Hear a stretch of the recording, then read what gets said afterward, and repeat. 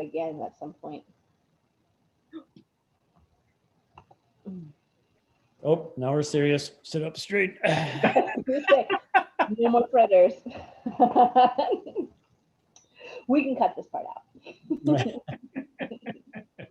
I almost hit leave meeting just to.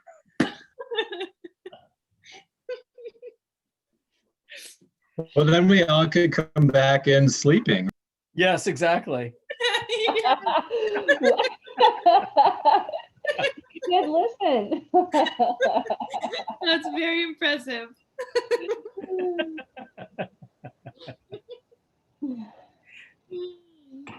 Wow. So what do y'all think about these two sections? I was just Yeah, gonna that's a say, question. does that work if you do your stop video like this and then you come back and you're sleeping? Can you do that now? Is that acceptable? No.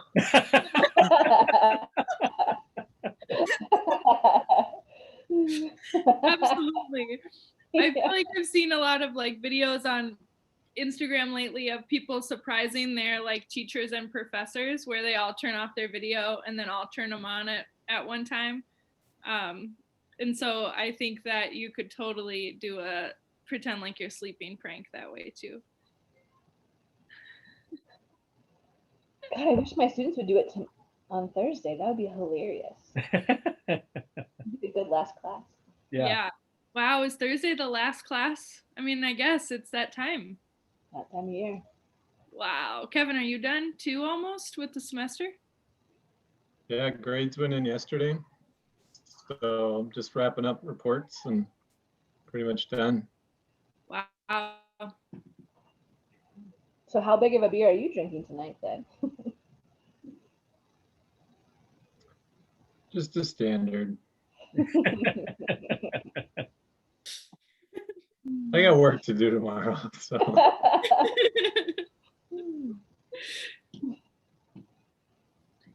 Wow. What, these two were feel and persist? Were those the sections? Mhm.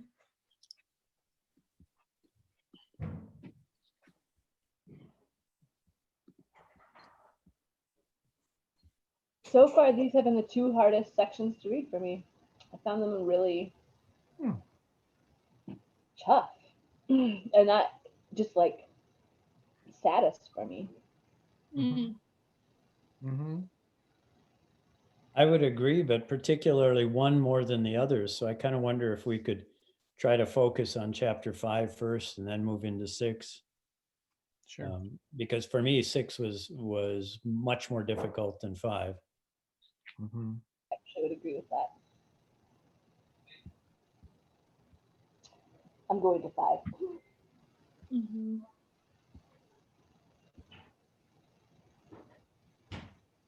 God, I have to say though, the art between these two sections, or for these two sections, was amazing. Yep. Like, for example, maybe we should just answer this question. What do we owe the powerful who lied for decades?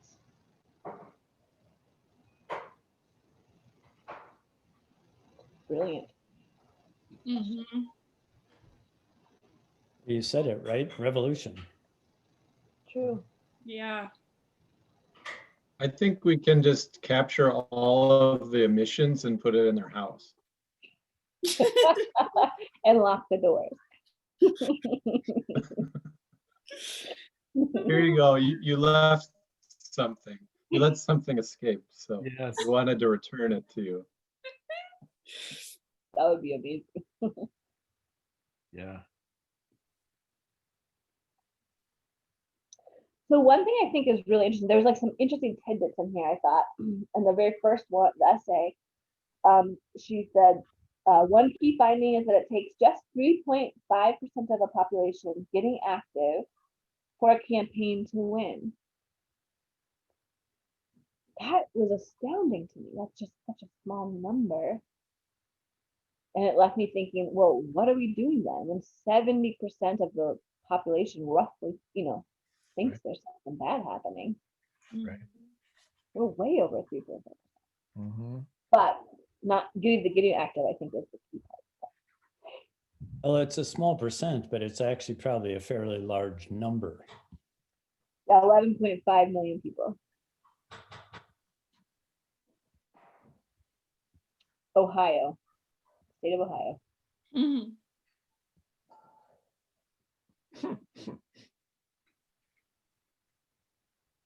Yeah, that one jumped out at me too. I was surprised at the number. But speaking of her article or her essay, I'm afraid I was not very familiar with, is this being recorded? The Sunrise Movement. If that's just because of my age and being out of, being retired and somewhat out of circulation, or was, I've heard of 350.org and, a variety of things like that, but Sunrise sounds very 60s, quite honestly, but I wasn't familiar with the movement. I had to Google it too. I learned about it this summer because the Queer Eye show, they did a makeover for a woman who was part of the Sunrise Movement. And so they were in her like youth quarters and whatnot, and revamped the whole thing around community space and gathering and food. And I was thinking about that episode a lot because she was like 18 and all of her friends were just like, she's gonna burn out. She lives and breathes and dies the Sunrise Movement, and she has no idea what self-care is. So that's what the Fab Five decided their goal was for the week, was to make sure that she finds moments of rest and like put sunscreen on her face, like really simple things. But that's the only reason have heard of the Sunrise Movement too. And I gathered from this that they got there, it was 2018 that they became really on the like main stage with sitting in Nancy Pelosi's office.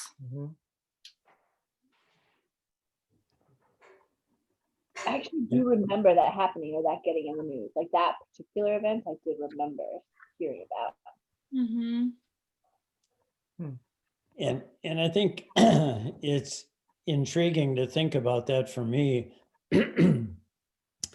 She comments on them having a full year of strategic planning before activism. And then they pick that particular political party to go and have a movement in, versus trying to do that in the offices of the other party, which would seem to me would be even more of a statement. So it's interesting to think of, why did they choose to do that way? It almost sounds to me like a chance to alienate your potential friends, as opposed to making a statement against those who are probably your enemies.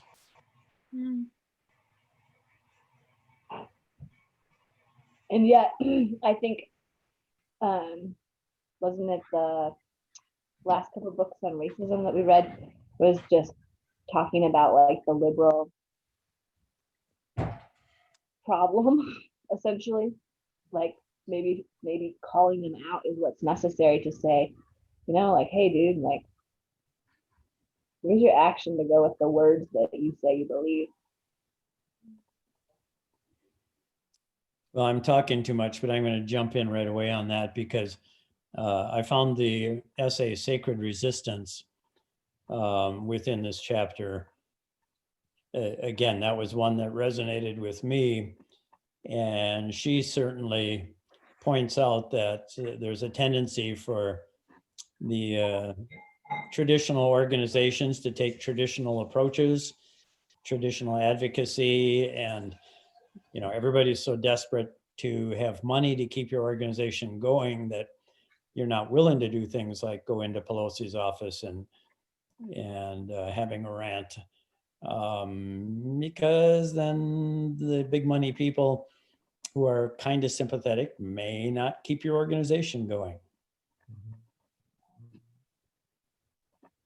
Yeah.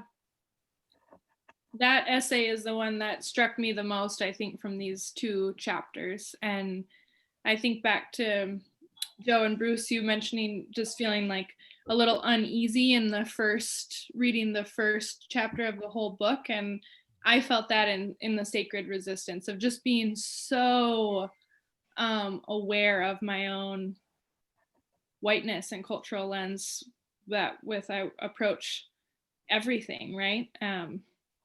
Yeah, and I just felt like this essay was a real call to like recognize that and recognize what it means to like truly incorporate different perspectives. And it is hard because we see things and do things and organize within the culture that we're raised, of course, you know.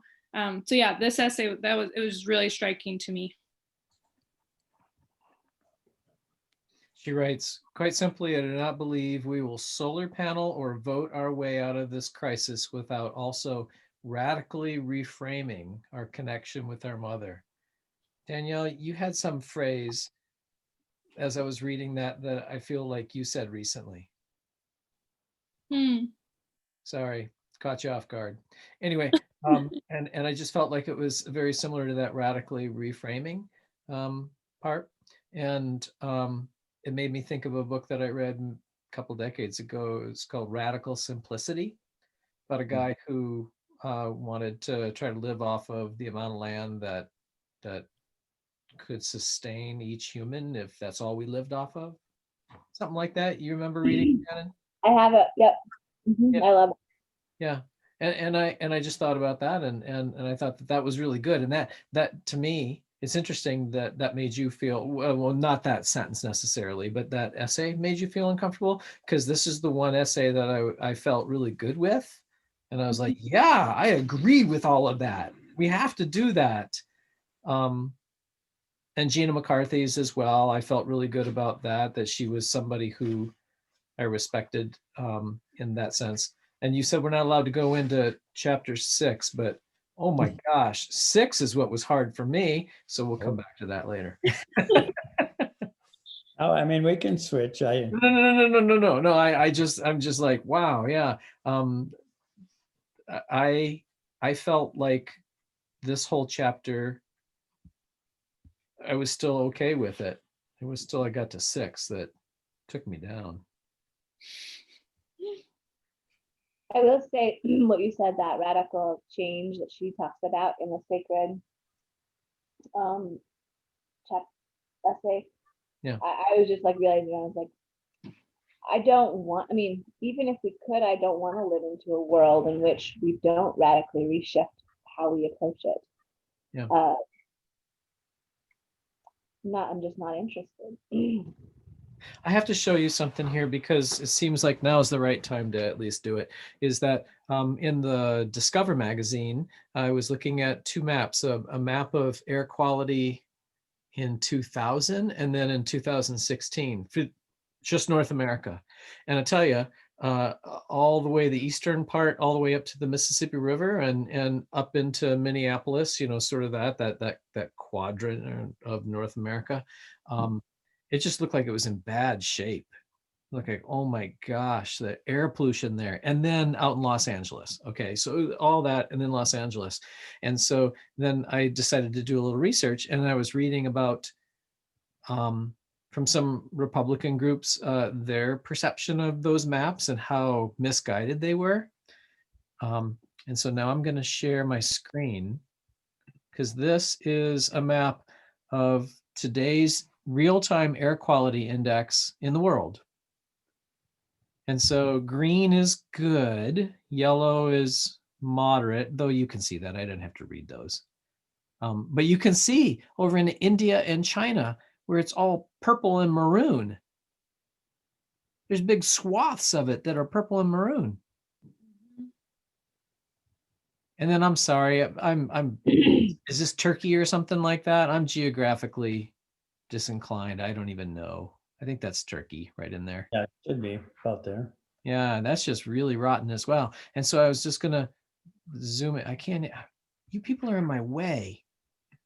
There, now I can see it. But just to look at it, and then I decided, to go for the one that had the biggest number. Look at that. Look at the X's for the eyes. Oh my gosh, right? Mm-hmm. And so then I went to Google Maps and looked at that city, and I mean, it looks like I would think New York City would look from Google Maps. So clearly, it's got something else going. But let's go look at New York City. I mean, which one is New York City? It all looks green there, right? So it's like I would have thought that New York City would have been bad too. Green and yellow. It's not that bad. Not really. We're in Anyway. a pandemic. Everyone's staying. Yeah. I was just thinking about that. And then the most polluted cities. So this is the other thing I wanted to show, and then I'll stop. Whoa, everything's in my way. There you go. India, and up here in the unhealthy section, 2019 average. India, China, Pakistan. You just go on down the line there. Yeah, I mean, we Discover Magazine is complaining about air quality in the United States, but it's nowhere near the air quality in India, China, and parts of Bangladesh, and wow, oh my gosh. Anyway, that's where I was with Gina McCarthy, because she was in here complaining about, and rightly so, about air quality, and that's something that we really have to pay attention to overall, particulates as well as climate change. And so putting it into sort of perspective, it's really bad some other places. Wow.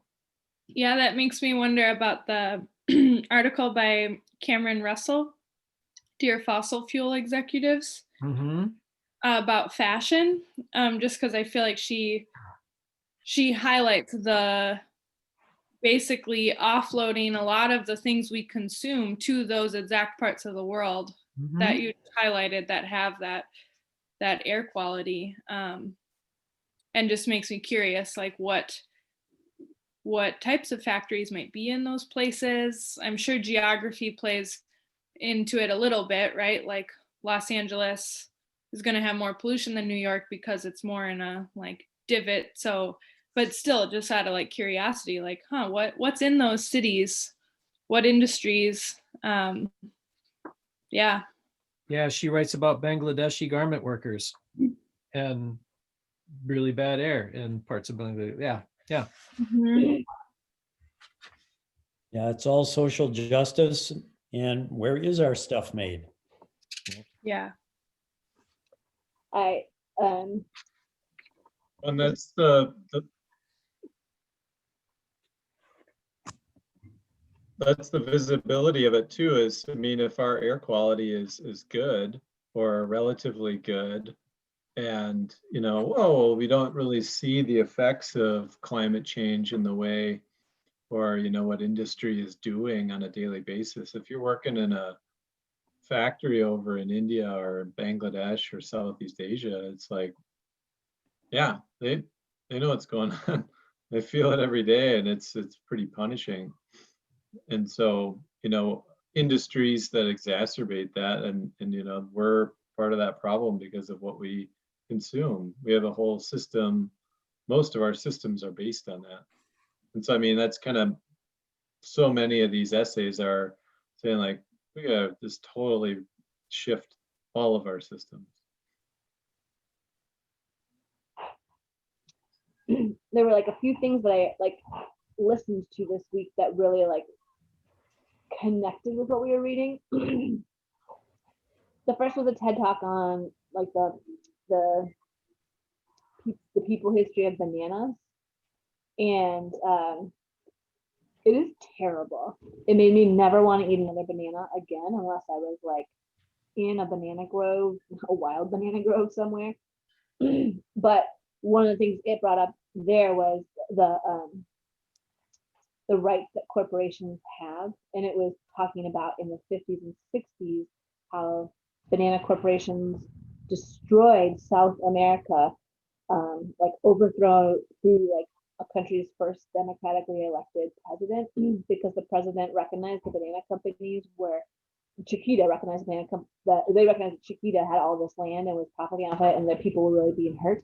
So they were working to buy back this land from Chiquita and redistribute it amongst their people. And the banana company did not like that and got the U.S. government to help them overthrow it. And that was just like one of the many other horrible things that happened, and how they would take a place, use it up, and then just leave and not fix anything.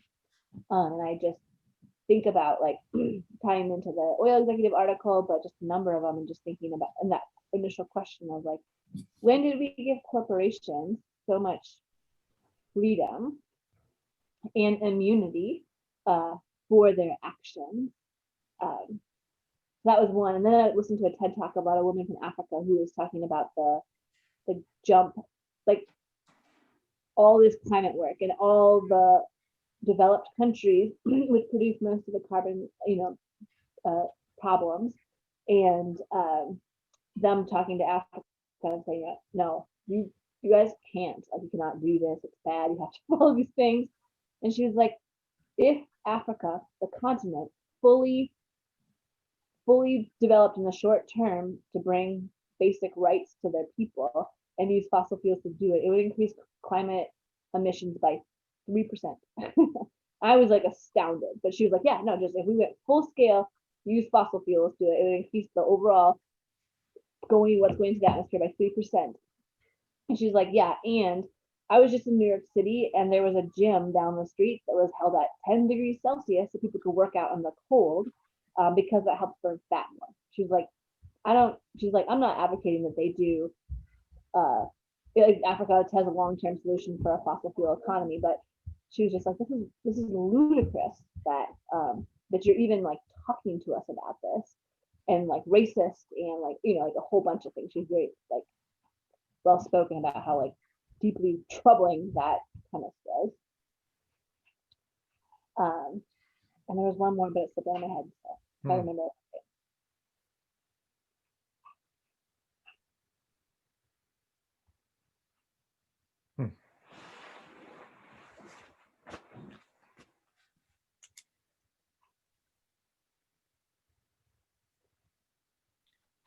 Go ahead, I mean- chapter 6. Yeah. Let's do it.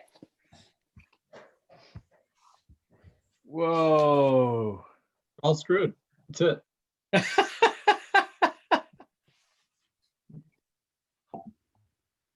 Yeah, I don't think I actually realized that it got me down, except for hearing now you all mentioned that it made you feel like it was hard. But I was feeling really just I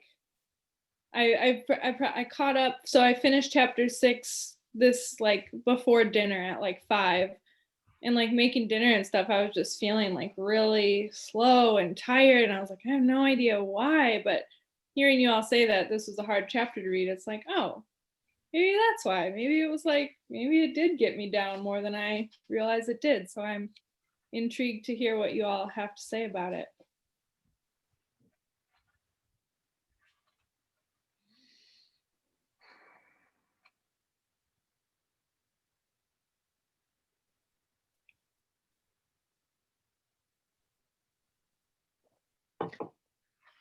It makes me wonder about some of what we do at Wolfridge, because we just try to find the happiness in being outdoors, and I keep saying over and over again, we got to find the joy in this now. But to read all of this about the eco anxiety and so on and so forth, and yeah. So with the Anthropocene and all the fears, all rightly so, about that and extinctions and that kind of stuff, Elena Bennett has been pushing to reframe it so that we're trying to find a good Anthropocene, not just the Anthropocene, but what's the good Anthropocene? What can we find? And I feel like that's the direction that I'm going as well. But are we diminishing the reality of it by even spending time doing that? Should we be angrier? I don't know, I'm pretty angry sometimes. That's because of Oscar. Yeah, I hold mine in, he lets his out.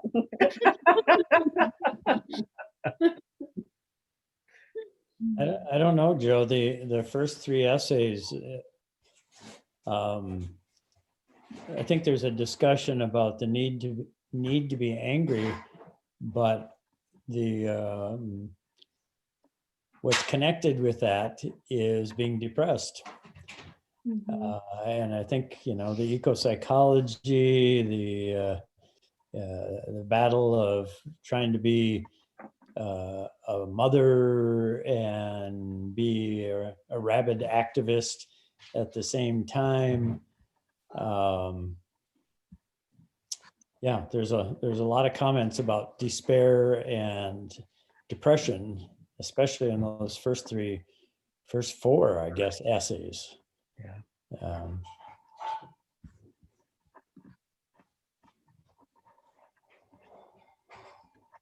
What do we do with that?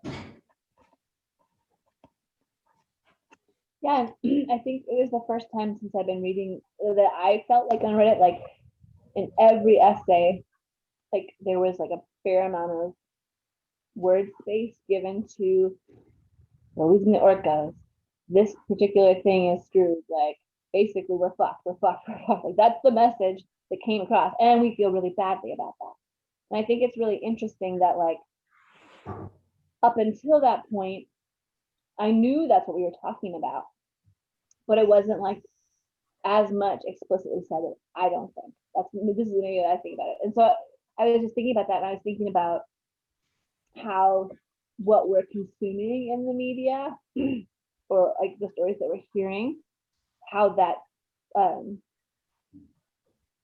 really weighs down because that's what we're hearing. And I'm not saying like cover it up. I'm just saying that's really interesting when it all piles up. It's like hard to like wade out of it.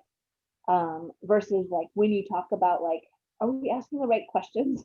Like when we talk about solar panels and solutions, like maybe we should be asking the question about how we like connect with the earth and like our relationship with it. Like those types of essays were yeah, just a different feel to me. Yeah. I think there's a lot of in it, or a lot of different ways to take that. I mean, reading or thinking back to what you talked about last time with framing and how do you frame it? Is it framed in the negative and the gloom and doom, or are we trying to frame things in like we can do this?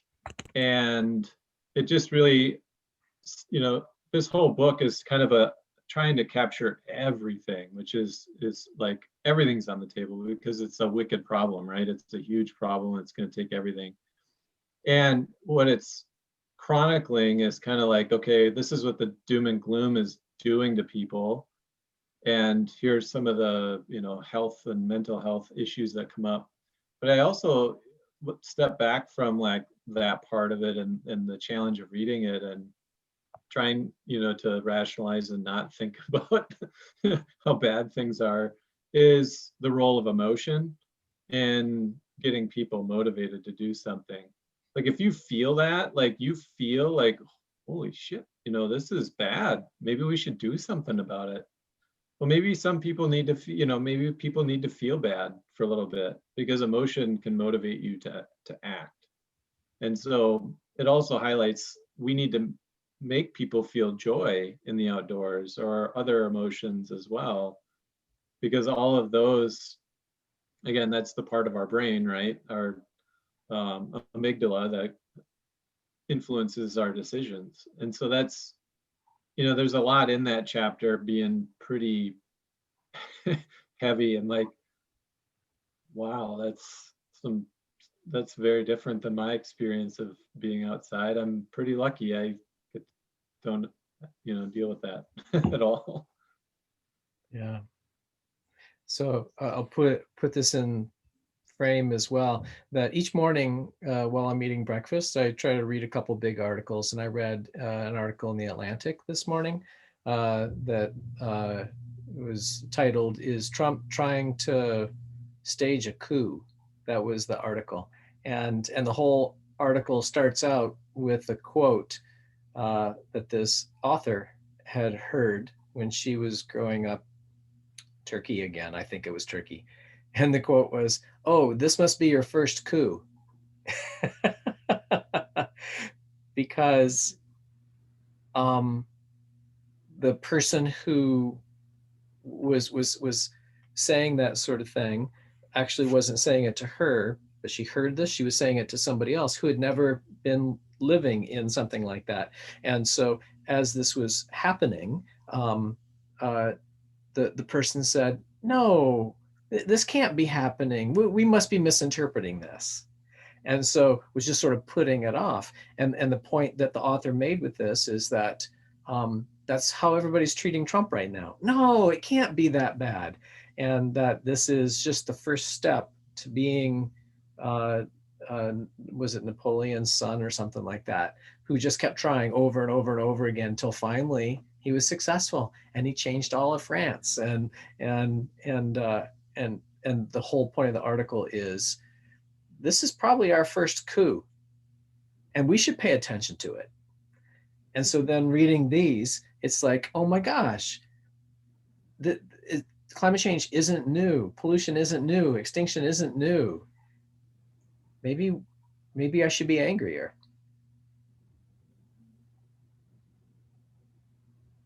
Maybe I'm just too like, oh, we got to make everybody feel okay and happy in nature.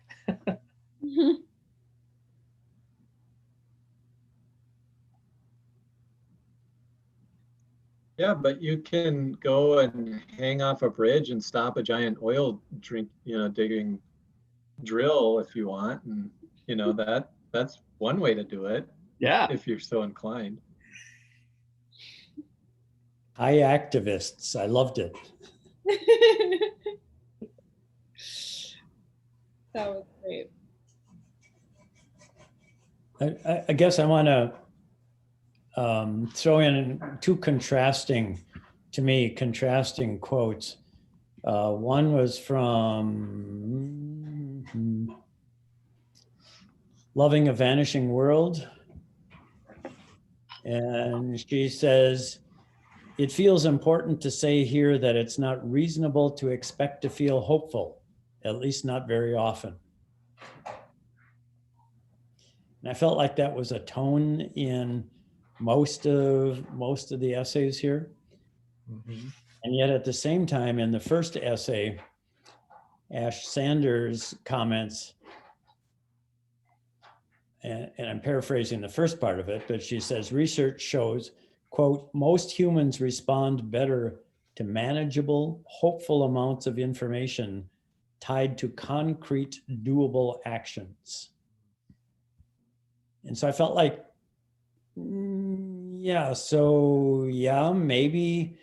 maybe gloom and doom and despair and all of that is important for generating the emotions for action. But then again, maybe it's not. Maybe that just leaves people in despair and some sort of apathy because they don't feel like they can make a change. And I think she said something kind of nice, like around that, the vanishing, loving a vanishing world. And she just later says, despair is an accurate reflection of the peril we face, but it isn't the predictor of the future. Right. And so maybe it's like the marriage of those exact two things that you said.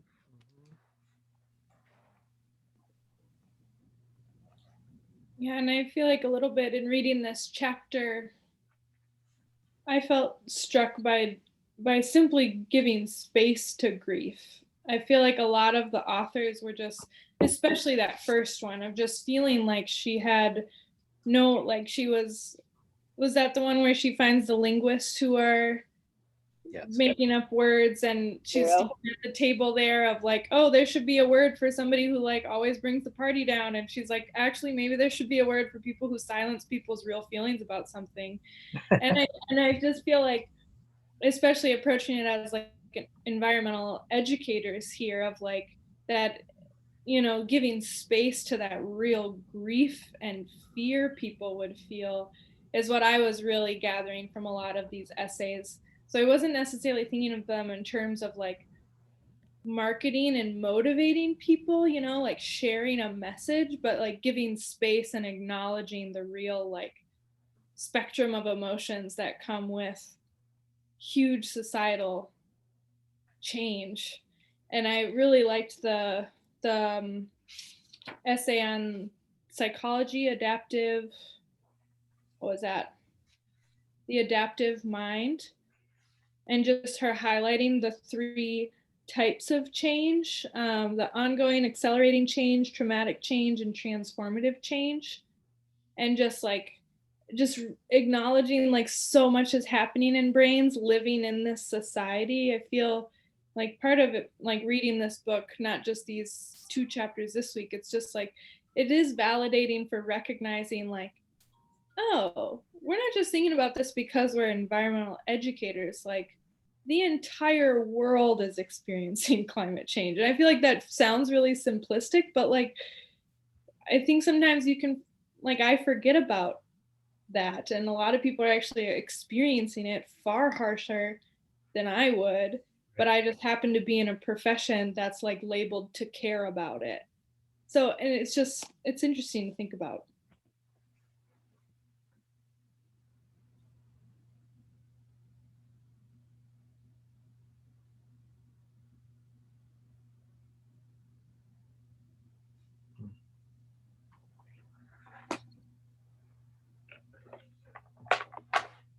There was But one of the essays that was talking about, I forget which one it was, but it was basically there was a quote in there that said that people doing the frontline work, you know, on climate change, whether that's, you know, taking on litigation or hanging from a bridge or, you know, whatever, you know, organizing, and they said that they're tired. I forget which essay that was, but it was like, we're tired and we need your help.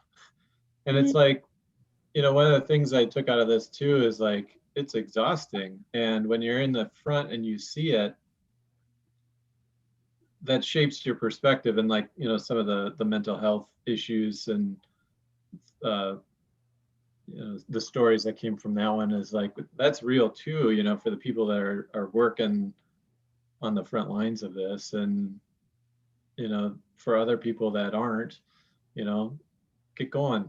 Like you said, Bruce, do something.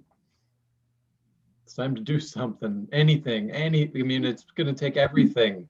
People doing something. Right. And I feel like a lot of the conversation around race is a very similar thing. Like after the election, it was like something like white women increased their vote for Trump. And I like saw a lot on social media from a lot of Black women who are like, we're done. Like, we are done saving your democracy. Like, white women, do something. Like, we're tired. We're not going to be your saviors to show up at the last minute and make sure democracy pulls through and the Democratic person wins. Like, come on, do better. And I just feel like it's us.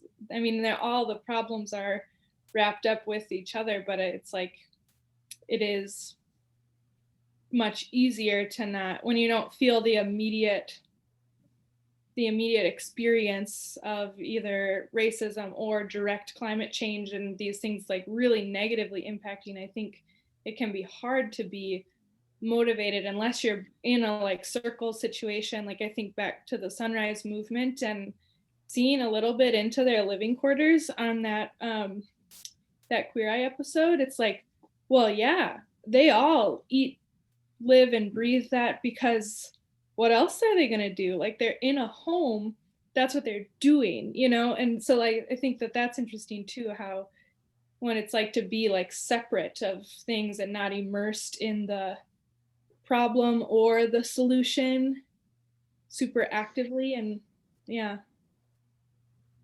you know, goes back to willpower, and I think humans don't have very good willpower. or self-control types of things. It's more about like putting ourselves in the structures that like force us to do what we want to do. So it's interesting back to that, what, 3.5%, right? And it makes me think of like Malcolm Gladwell, and like you've got some of the early adopters and people that, what's the critical mass to start getting other people that eventually, maybe they're the ones that have to frame it and pull people along to say, this is how we do it. And it's going to take not one silver bullet, but it's, hundreds and hundreds of different ideas, whatever that critical mass is, of people starting to work. And then the rest of, the society or whatever, it finally can tip because enough people are able to hop on board and find some kind of path, like, oh, I can identify with that and I can help in this way, even if they maybe aren't thinking that they're intentionally helping the cause. Because again, maybe it's somebody that's speaking their language, like in one of those previous essays, like in the Rotary Club, and convincing somebody and being able to help them see a path forward of what they could do. Mm-hmm. And maybe it's just pushing the 3.5% of the people who are actively holding the systems in place out of the way. Like maybe that is like as equally necessary, because again, I was astounded, 63% of Americans support the Green New Deal. I certainly would never have guessed that. I thought like people thought it was the devil and democracy be killed. And I was like, what? You got to be kidding me. So I think in the first one, the one that talks about the Sunrise Agreement, she says something like, yeah, like part of doing your job is like getting out and voting, or like replacing these stockholds that are like holding us back. Mm-hmm. Mm-hmm.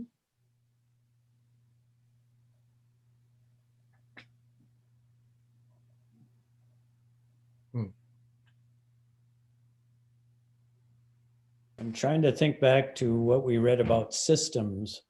I think Donella Meadows way back when, and I can't pull up any quotes, but I guess I was left with a sense that systems are very stable. And so there again, it seems surprising that 3.5% might be all it takes to destabilize a system and make a real change. I don't know, have to think about that. And I think it was the woman who talked about the kayaktivist who also wrote, like, if you have a long enough lever, you can move the world, which I really liked.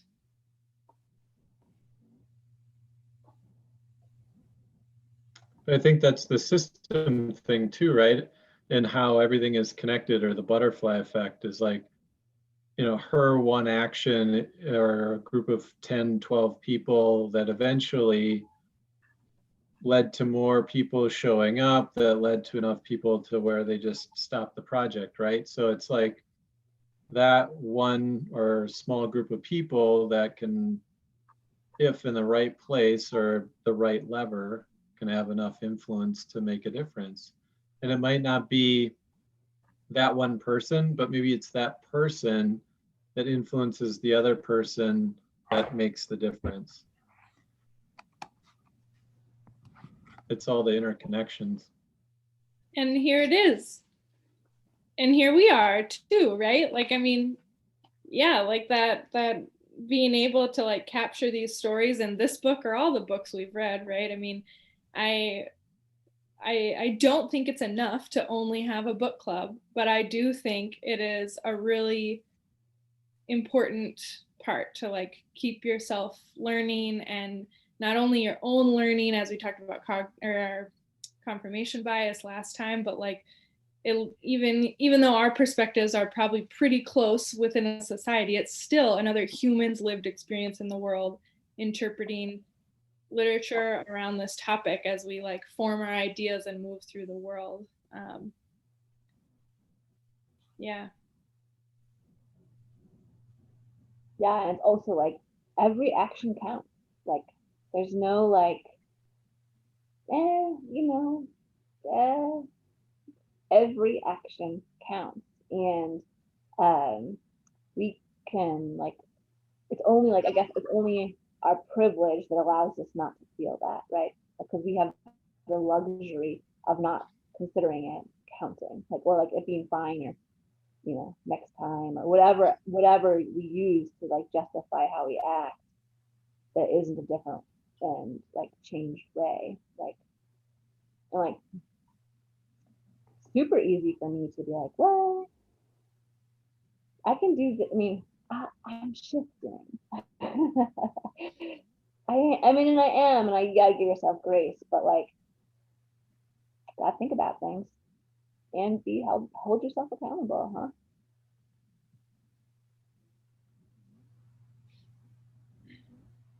To me, Shannon, there's a real message of hope in what you're saying, though, and one that I do feel, which is every action counts. So you don't necessarily have to be the bridge hanger or the kayaktivist. And I don't remember, one of these authors, was it one of the last ones? Somebody essentially said that, maybe more than one, that basically do it, whatever it is contributes to the whole. And as you're able and willing, maybe you do more, take a leadership role, maybe you just have the conversations, but it does all count.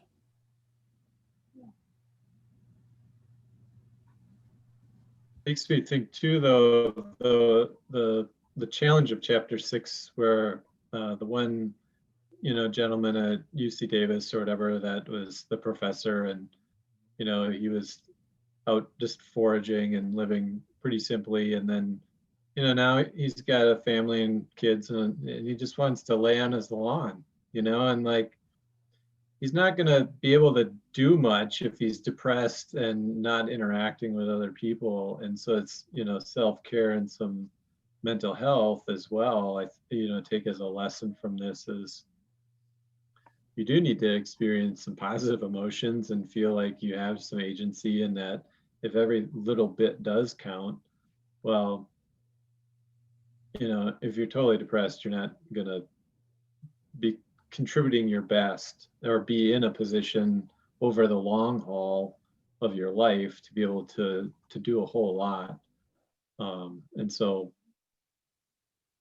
that's another kind of take on that disturbing chapter for me.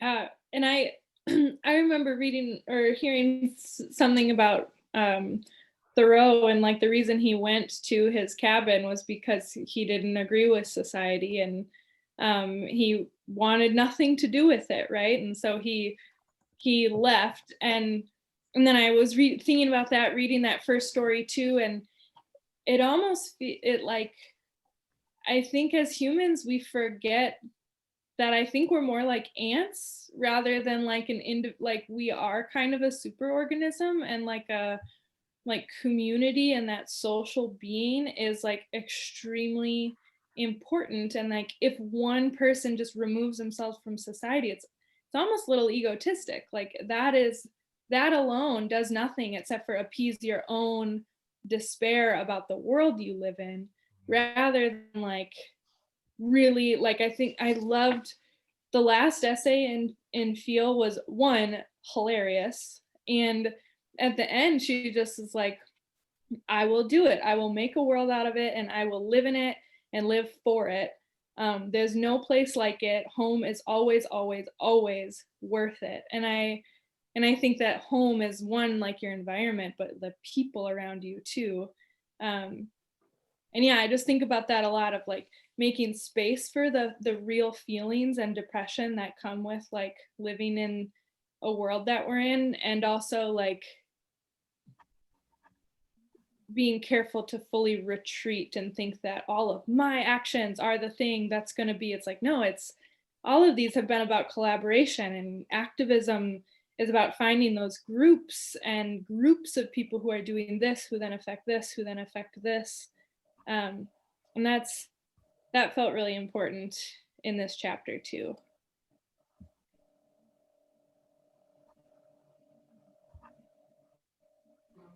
I'm curious if we'll start to see more of that in chapter 7 and 8. I haven't started 7 yet, but I'm real curious where they're going to take us after chapter 6. Even the word nourish, it's got to be an uptick, right? I hope so. Well, if not, number 8 is rise, so it'll go up, right? Oh boy. This chapter 6, I was typically trying to do some reading late in the evening. I had to give up on it. It wasn't good nighttime reading for me. No. Back to your comment, Joe, on which ones are unsettling. Yeah, well, this whole chapter for the most part was unsettling for me. Yeah. I have to say, so in some way that Kevin worded what he was saying just a little bit ago, it reminded me of the Edward Abbey quote, where he says, be as I am, a reluctant enthusiast, a part-time crusader, and a half-hearted fanatic. You know that quote? And it keeps going, and he eventually says, enjoy yourselves, keep your brain in your head and your head firmly attached to the body and the body active and alive. And I promise you this much. I promise you this one sweet victory over our enemies, over those desk-bound men and women with their hearts in a safe deposit box and their eyes hypnotized by calculators. I promise you this, you will outlive the bastards.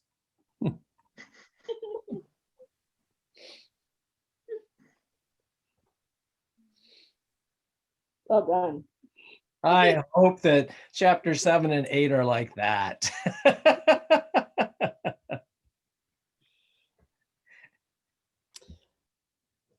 Can I take us back? Again, I feel like I'm talking a bit too much this time, but to the article, Mothering in an Age of Extinction. And she says, mothers have always been key organizers and social justice activists. And that kind of hit me because, and maybe it's because the book that we're in, but while I can't generate a lot of names, it seems like there have been a lot of very important women particularly in the environmental movement and social justice movements, who have gotten recognition nationally, even globally.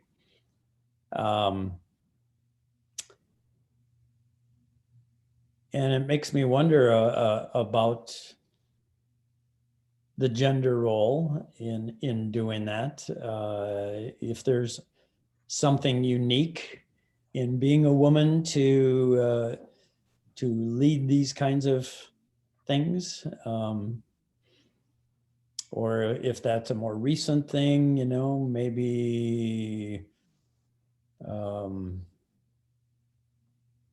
maybe more since the 60s or so that women have been more prominent in these movements. I think it's like tied pretty deeply to the other concept you brought up of community mothering, and just that idea that you care for and like look after an entire community. Because I think like many people, I think there are like plenty of notable names, but I also think there's like a lot of people who are never going to be named because they may not actually be seen as that activist, because the role they play is more of that nurturing, like community building role, versus like the radical outspoken role. I think those are the voices she was talking about a lot of.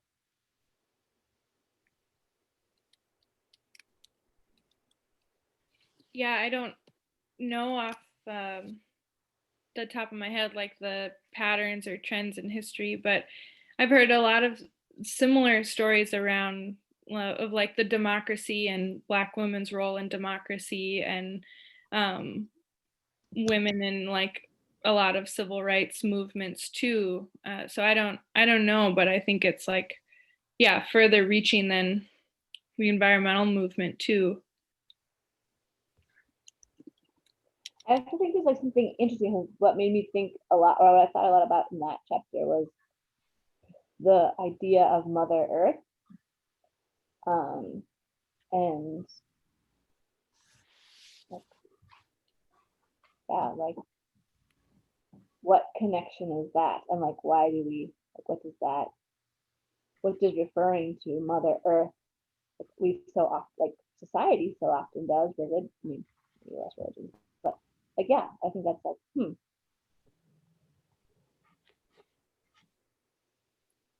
And have any of you watched Dave Chappelle's opening to SNL of the last couple months?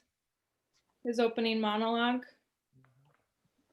I recommend giving it a listen. And I think he hits on a really key theme as to why maybe women or women of color or Black Americans have maybe been at the forefront of fighting. And one of his points is, and of course he's sharing it humorously, but it was also like pretty serious. There was like jokes in it, but it was very serious, of like, when you're raised in a society that you don't need to fight, you don't learn how to. And so he was saying that in a frame that like, you can all come learn from Black people now, because tables are turning, and it's not Black people dying in the streets of heroin overdoses anymore. Like the opioid crisis and is actually killing like white men in America at higher rates. For the first time ever, white men in America are dying at higher rates than any other group.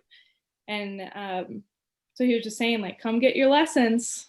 If when you've never had to like socially fight, you might not have the tools you need. And I wonder if there is just something in women innately knowing that power difference and being at the top of things, of other races too having to struggle with just the way our societies are organized and what that like, where that puts you, and then your experiences and whatnot. yeah, how about this? Like, I feel grateful I've never experienced this, but I was listening to Weekend Edition this Saturday. I was blown away and appalled. And they were talking about the like impact that like service workers are, how they're being impacted by the pandemic, and they're already making, so restaurant workers are already making very low wages. There are lots of women in that, and they're like being asked to put themselves at greater risk to serve the people that they're serving. And a real thing that's happening right now that people are hearing um, is take your mask off so I can see how much to tip you. As in, you have to, like, your looks are gonna input, like, I can't tell how good you look, so I'm gonna make you take your mask off so I can give you a better tip, or not, based on what I think you look like. And I was like, I mean, who is doing that? Like, who do you think you are in today's world that you could say those words? God, I wish someone would say that to me. Woe be their day. Supposed to just spill the soup then. Right? Among other things, maybe their whole table.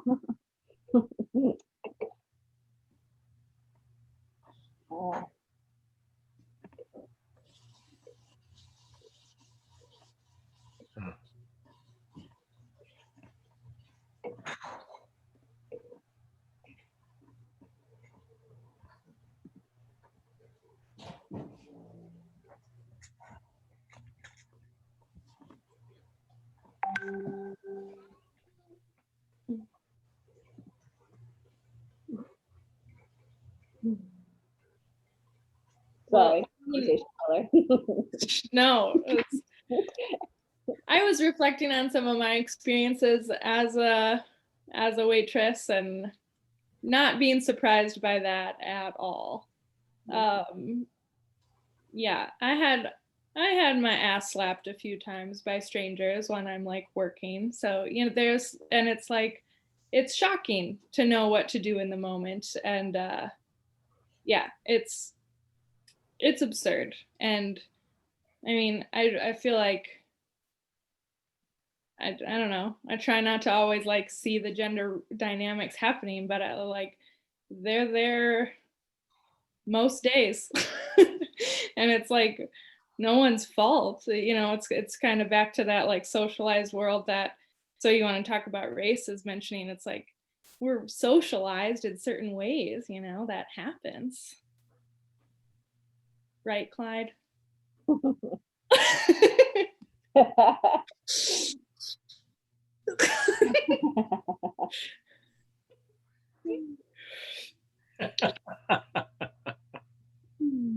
It's appalled at the world that you're describing. He's like, what? No. No. Be. He's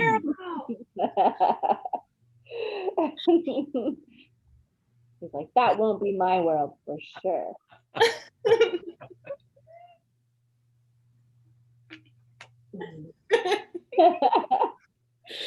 Oh man. I did love in the mothering chapter, just the focus on thinking about the present and the future. And like she was talking about that, and specifically with raising a child, because you're always battling like, no, what's this going to lead to in the future? But I am also like, need something right now. We all need something right now. And I think like that's huge. That's such a big theme of this book too. And just like with climate change of like your now and what's the best, but like that leads to burnout too if you're only doing whatever's best and constantly thinking about that and being down on yourself. So I just really appreciated that thinking back and forth. And I think it was her, I feel like she had a pretty good quote. I can't find it now. Oh yeah. When she's quoting the man who said something, the fossil fuel executive, and so there's no reason to take drastic action now. And I see the headphones are on, and I know Clyde can't hear me, right? Yeah, good. Okay. This motherfucker. It caught me off guard. I was like, oh, that was good. I agree, actually. When I read that line, I was like, oh yeah. Because it's like just smashed right in there with what he's saying.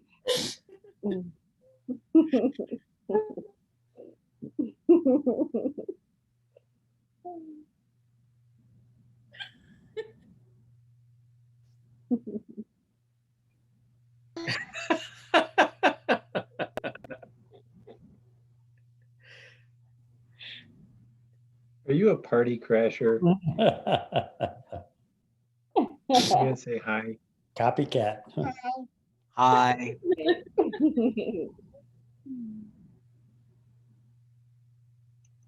I really like the poem Being Human by Nema Penman. It's really cool. I loved it till the ending, Shannon, and the ending disappointed me. It's just, I really liked the thoughts that it created in me as it was going along. And then, I don't know, I was expecting a little more punch at the end or something. And it's like, oh. Yeah.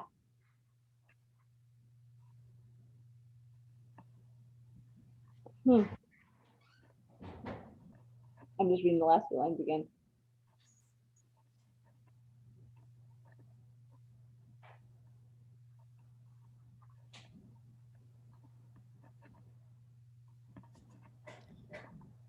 It does make me wonder too, and I feel like this field chapter is so much on like what a bummer it is to be like conscious humans who are like constantly thinking about like how should I be in the world, how shouldn't I be in the world. And I feel like this poem highlights like that we have this consciousness which gives us a power to like do something, right?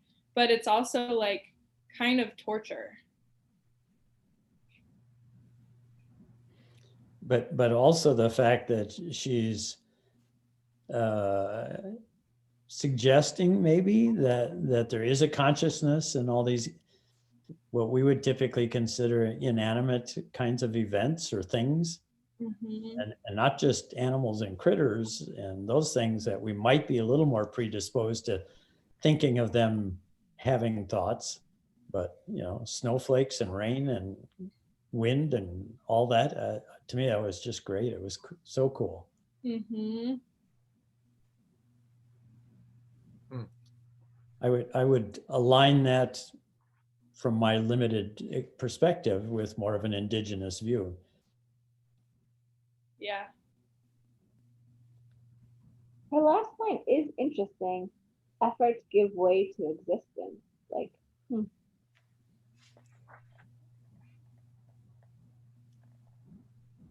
I'm not sure I got it. I have to keep contemplating that. I know, me too.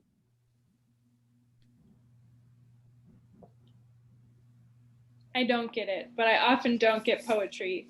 But I have come to realize that I think that's kind of the point of poetry.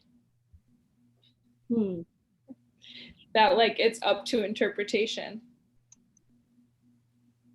Absolutely. Well, I also thoroughly enjoyed the Anthropocene pastoral poem. And there I felt like it did have a pretty punchy or powerful ending. Basically saying that we're living in our bliss, even though we kind of know what's going on with climate change and everything. We're still living in our bliss, but suggesting that in the end we get it, that it's going to get us, or we're going to be apologetic because we haven't done more.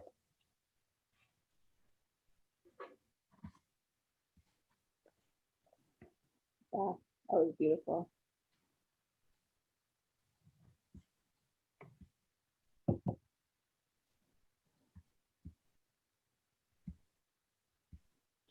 I can't find that one. 255. 255? Yep. Thank you.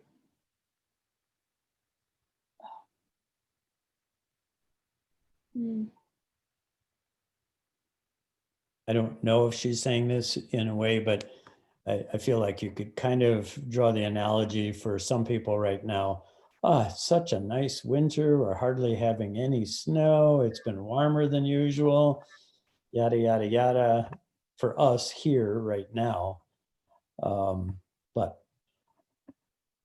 is this normal for us to have this kind of weather right now in December? Or is this yet another indication of climate change, and it should be mobilizing us versus having us feel like, at least I didn't have to shovel for a couple weeks. Yeah.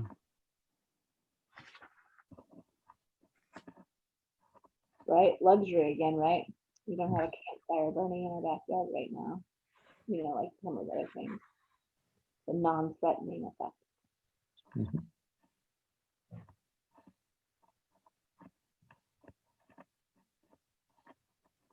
I don't know, it kind of bums me out. I'm ready for snow. I like snow.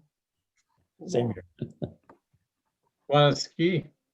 I know what this means. We live here, I think, for a reason. And if you don't like snow and you don't want to shovel, then it's the wrong place.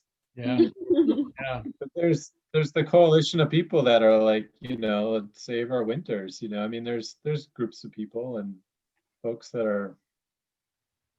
Okay, there's the movement I can get behind, Kevin. Yeah. Save us. We want the ice age.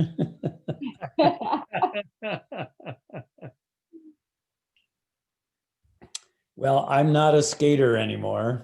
Never was really good, but I used to enjoy it some. But let me tell you, the kids and grandkids, they are enjoying the lack of snow and the skating out on the ponds and lakes. It's Right. been pretty fine.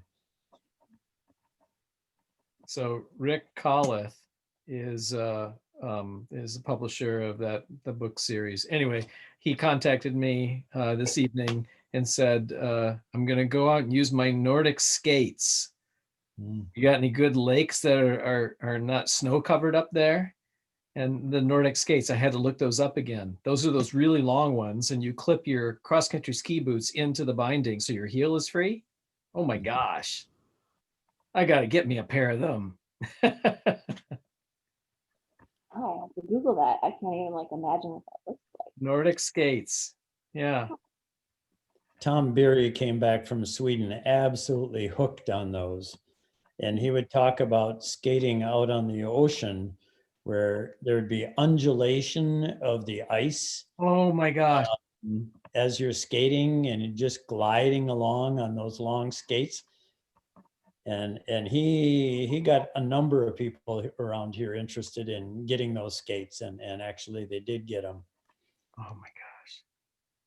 Wow.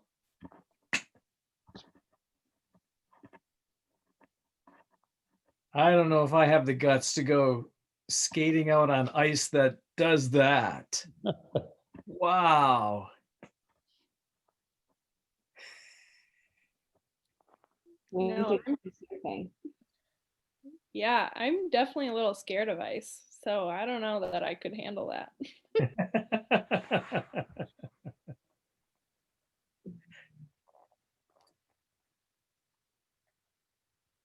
Well, I'm going to push the stop record button here, I think. Sounds good. Unless you got one more pearl of wisdom in you that you want me to record. No pearls of wisdom. All right, then.